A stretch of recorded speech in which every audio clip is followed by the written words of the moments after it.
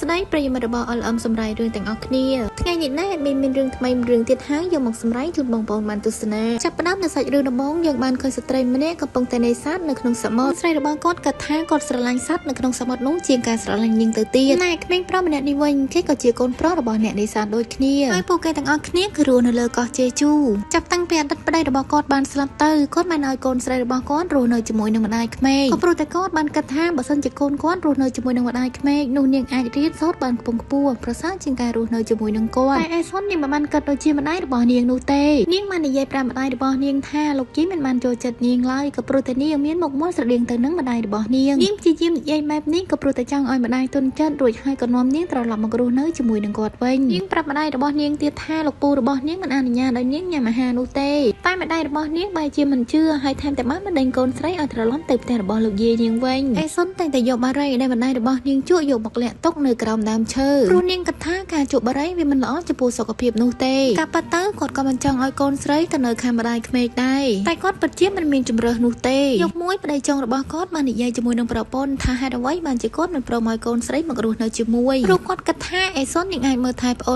នបានតែម្ដាយរបស់នាងនៅតែបដិសេធគាត់ថារស់នៅជាមួយនឹងគាត់គឺគ្មានអនាគតនោះទេអេសុននាងគឺជាក្មេងស្រីដែលឆ្លាតហើយនឹងរៀនពូកែចំណែកអត្ថបទដែលនាងបានសរសេរវិញគឺវាជាប់ចំណាប់ថ្នាក់ល្អបំផុតនៅក្នុងសាលារៀនអេសុនបានសរសេររៀបរាប់ពីជីវិតរបស់ម្ដាយនាងតែឯបំណងប្រាថ្នាដ៏ធំបំផុតរបស់នាងគឺចង់រកប្រាក់ឲ្យបានច្រើនដើម្បីឲ្យម្ដាយរបស់នាងឈប់ធ្វើជាអ្នកនេសាទបន្តទៀតនាងចង់ឲ្យគាត់រស់នៅដោយមានជីវិតរីករាយហើយនឹងមានសុភមង្គលម្ដាយរបស់នាងបានយំយ៉ាងខ្លាំងបន្ទាប់ពីបានឃើញអត្ថបទនៃកូនស្រីរបស់ខ្លួនបានសរសេរក្រឡេកមកខាងសិចវិញថ្ងៃនេះគេបានយកត្រីមកឲ្យលោកពូរបស់អេសុនខាងសិចគេបានដឹងថាអេសុននេះមិនបានញ៉ាំអាហារនោះទេដូច្នេះគេក៏បានយកត្រីមកលើសចំនួនមិនយូរប៉ុន្មានម្ដាយរបស់អេសុនក៏បានមកដល់រួមជាមួយនឹងសត្វត្រីជាច្រើនក្បាលគាត់បានស្ដីបន្ទោសឲ្យប្អូនថ្លៃរបស់គាត់ថាហេតុអ្វីបានជាធ្វើអាក្រក់បែបនេះដាក់កូនស្រីគាត់ទៅវិញមូលហេតុដែលគាត់ឲ្យកូនស្រីរស់នៅទីនេះក៏ព្រោះតែគាត់ចង់ឲ្យនាងបានទទួលការរៀនសូត្រនិងមានជីវិតដ៏ល្អប្រសើរការគិតរបស់គាត់បានជាផ្ទុយស្រឡះពីទង្វើដែលឪពុករបស់នាងបានធ្វើដាក់នាងឆ្នេះហើយថ្ងៃនេះគាត់ត្រូវទៅនាំនាងដើម្បីទៅរស់នៅជាមួយនឹងគាត់វិញទោះបីជាត្រូវពិបាកតែគាត់ក៏មានក្តីសោកនៅពេលដែលឃើញកូនស្រីគេងនៅក្នុងផ្ទះថ្ងៃនេះបន្ទាប់ពីត្រឡប់មកពីសាលារៀនវិញអេសុននាងមានអារម្មណ៍មិនសប្បាយចិត្តនោះទេក៏ព្រោះតែនាងមិនសុខចិត្តជាមួយនឹងលោកគ្រូដែលមិនបានឲ្យតំណែងជាប្រធានថ្នាក់មកឲ្យនាងលោកគ្រូនោះបាននិយាយថាគ្រួសារដែលជាប្រធានថ្នាក់នោះគេបានផ្ដល់រង្វាន់ឲ្យគាត់ជាច្រើនចុះចំណែកអេសុនវិញនាងមិនមានអ្វីឲ្យគាត់នោះទេម្ដាយរបស់អេសុនពិតជាខឹងខ្លាំងណាស់តែគាត់ក៏មិនអាចធ្វើអ្វីចំពោះលោកគ្រូនោះបានដែរដោយសារតែចង់ខ្ចីខ្សែកពីអ្នកជិតខាងរបស់គាត់ម្ដាយអេសុនបានស្ម័គ្រចិត្តទៅធ្វើចំការឲ្យស្ត្រីម្នាក់នោះបន្ទាប់ពីបានខ្ចីខ្សែកនោះហើយគាត់ក៏បានទៅសាលារៀនដើម្បីជួបជាមួយនឹងលោកគ្រូនិយាយគ្នាអំពីរឿងបញ្ហាប្រធានថ្នាក់គាត់បានយកអំណោយខ្លះទៅជូនលោកគ្រូម្នាក់នោះទាំងបានដាក់ប្រាក់ខ្លះនៅក្នុងប្រអប់ស្រោមជើងដើម្បីឲ្យលោកគ្រូនោះប្រកួតតំណែងជាប្រធានថ្នាក់មកឲ្យអេសុនវិញនៅតាមផ្លូវដែលត្រឡប់មកផ្ទះវិញអេសុននាងបាននិយាយប្រាប់ម្ដាយនាងថាទោះបីជានាងធ្វើត្រឹមតែជាអនុប្រធានក៏នាងអាចមានតំណែងនៅក្នុងសាលារៀនដែរនាងមិនចង់ឲ្យម្ដាយត្រូវមកពិបាកដោយសារតែរឿងនាងនោះទ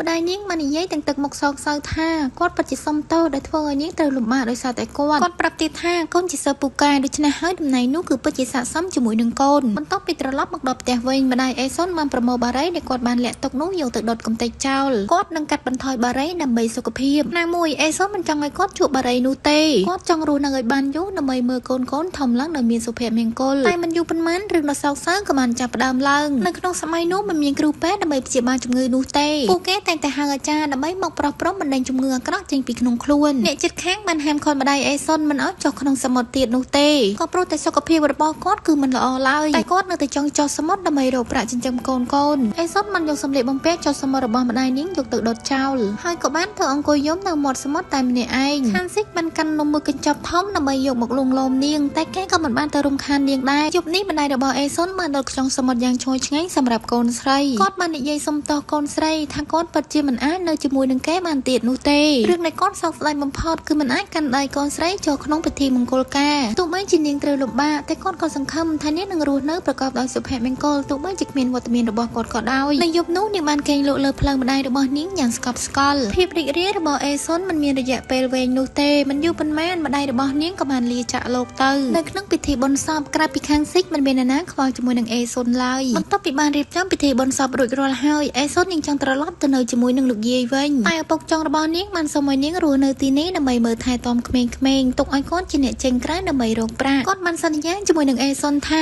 គាត់នឹងជួយផ្គត់ផ្គង់នាងឲ្យបានរៀនសូត្រដល់ថ្នាក់ខ្ពស់ដោយសារតែការណិតប្អូនទីបំផុតអេសុនក៏បានយល់ព្រមនឹងសំណើរបស់ឪពុកចុងនាងនៅពេលទំនេរអេសុនជាមួយនឹងខាងស៊ីកបានដាំបន្លែខ្លះដើម្បីយកទៅលក់នៅឯផ្សារប៉ុន្មានឆ្នាំក្រោយមកអេសុននាងបានសុំចាក់ចេញពីឪពុកចុងដើម្បីទៅនៅជាមួយនឹងលោកយាយវិញម្ដងទៀតព្រាមនោះឪពុកចុងរបស់នាងក៏បាននិយាយថាគាត់នឹងបញ្ជូននាងទៅរៀននៅឯទីក្រុងសេអ៊ូលឲ្យតែនាងស្ម័គ្រចិត្តទៅមើលថែទាំក្មេងៗប៉ុន្មានឆ្នាំទៀតគាត់នឹងសន្សំប្រាក់គ្រប់គ្រាន់សម្រាប់ឲ្យនាងទៅរៀននៅសេអ៊ូលមិនខានពីមួយថ្ងៃទៅមួយថ្ងៃអេសុនជាមួយនឹងខាងស៊ីកតែងតែយកបន្លែនិងត្រីទៅលក់នៅឯផ្សារខាងស៊ីកមិនដែលឲ្យអេសុនលំបាកនោះទេគេតែងតែរៀបចំគ្រប់យ៉ាងសម្រាប់នាងប្រៀបដូចជាគ្រួសារអ្នកជិតខាងក្បែរតូបបន្លែតែងតែជជែកគ្នាអំពីរឿងរបស់ក្មេងទាំងពីរនាក់នេះលោកយាយរបស់ខាងស៊ីកមិនចូលចិត្តអេសុននោះទេក៏ព្រោះតែគាត់បានគិតថានាងគ្រាន់តែបោកប្រាស់ចៅប្រុសរបស់គាត់ដើម្បីប្រើប្រាស់ប៉ុណ្ណោះថ្ងៃនេះលោកយាយបានមកផ្សារហើយថែមទាំងបានកំទេចរទេះបន្លែរបស់អេសុនទៀតផងចំណែកអេសុនវិញនាងពិតជាផិតភ័យណាស់ហើយក៏បានប្រញាប់រត់គេចចេញពីលោកយាយដោយសារតែផិតភ័យខ្លាំងពេកសូម្បីតែស្បែកជើងក៏នាងមិនបានពាក់ដែរ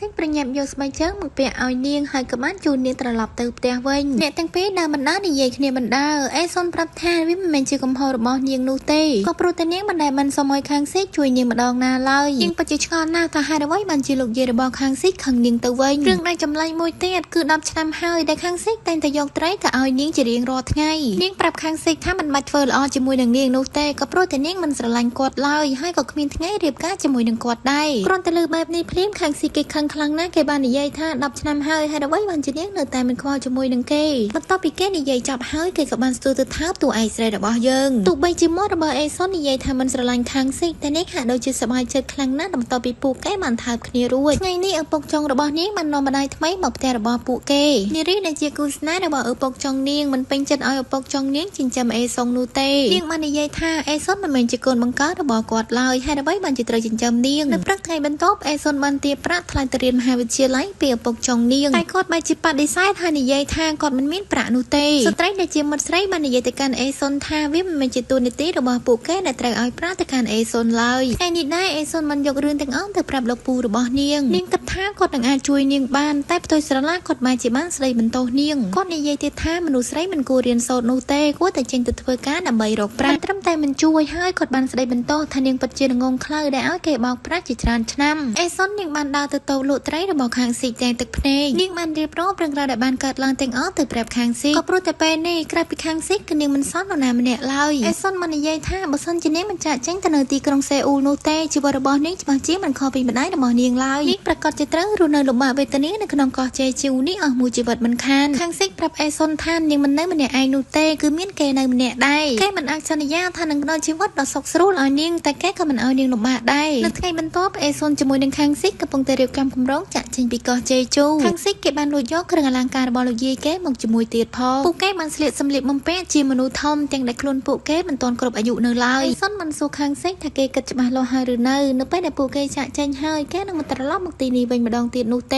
ខាងស៊ីកប្រាប់អេសុនថាគាត់គឺមិនស្ដាយក្រោយនោះទេហើយក៏បានអោនទៅថើបមាត់នាងម្ដងទៀតនៅពេលដែលកប៉ាល់កំពុងតែធ្វើដំណើរភ្លាមនោះក៏មានអ្នកធ្វើការនៅលើកប៉ាល់ម្នាក់បានមកសួររកអត្តសញ្ញាណប័ណ្ណរបស់ពួកគេខាងស៊ីកចង់យកចិញ្ចៀនមួយវង់ប្រគល់ឲ្យបរិសម្នាក់នោះដើម្បីបញ្ចប់រឿងភ្លាមនោះអេសុនក៏បានហាមឃាត់គេអេសុននាងបាននិយាយទៅកាន់បរិសម្នាក់នោះថាតែគេកំពុងតែចង់រករឿងមែនទេនាងបាននិយាយលឺៗថាបើមិនចង់ឲ្យនាងទៅជាមួយទេឆាប់បោះនាងចូលក្នុងសមុទ្រតែម្ដងទៅបន្ទាប់ពីធ្វើដំណើរមកដល់ប៊ូសានខាងស៊ីកបានយកគ្រឿងអលង្ការរបស់លោកយាយគេយកទៅលក់តែបែរជាត្រូវម្ចាស់ហាងដេញដោលថាពួកគេបានគ្រឿងអលង្ការអស់ទាំងនេះមកពីណាមើលទៅគ្រឿងអលង្ការអស់ទាំងនេះមិនស័ក្តិសមជារបស់ពួកគេនោះទេបន្ទាប់ពីចេញពីហាងលក់គ្រឿងអលង្ការអ្នកទាំងពីរបានទៅផ្ទះសំណាក់ដើម្បីស្វែងរកកន្លែងស្នាក់នៅខាងស៊ីកបានប្រើប្រាស់ចិញ្ចៀនមួយវង់ដើម្បីបញ្ចាំក៏ព្រោះតែគេមិនមានប្រាក់ឲ្យថ្លៃផ្ទះសំណាក់ឡើយពេលនោះម្ចាស់ផ្ទះសំណាក់ក៏បានអនុញ្ញាតឲ្យពួកគេចូលស្នាក់នៅគាត់ថែមទាំងបានផ្ដល់អាហារជាមួយនឹងស្រាឲ្យពួកគេទៀតផងនៅព្រឹកថ្ងៃស្អែកបន្ទាប់ពីបានដឹងខ្លួនឡើងវិញទើបគេបានដឹងថាអីវ៉ាន់របស់ពួកគេបានបាត់អស់ទៅហើយអេសុននិងខាងស៊ីកក៏ប្រញាប់ទៅសួររកអីវ៉ាន់របស់ពួកគេពីម្ចាស់ផ្ទះសំណាក់តែបែរជាត្រូវបរិសម្នាក់នោះបណ្ដេញចេញទៅខាងក្រៅពួកគេថែមទាំងបានទារថ្លៃស្នាក់នៅពីអ្នកទាំងពីរទៀតផងម្ចាស់ផ្ទះសំណាក់បានគំរាមពួកគេបើសិនជានៅតែមិនព្រមចាក់ចែងគាត់នឹងតាក់ទងទៅប្តឹងប៉ូលីសមិនខានដោយសារតែគ្មានជំរើសនៅទីបំផុតអ្នកទាំងពីរក៏ព្រមចាក់ចែងទៅតាមសម្រួលជួបគ្នាថ្ងៃស្អែកនៅភាពបន្តអរគុណបងប្អូនទាំងអស់គ្នាដែលបានចំណាយពេលទស្សនា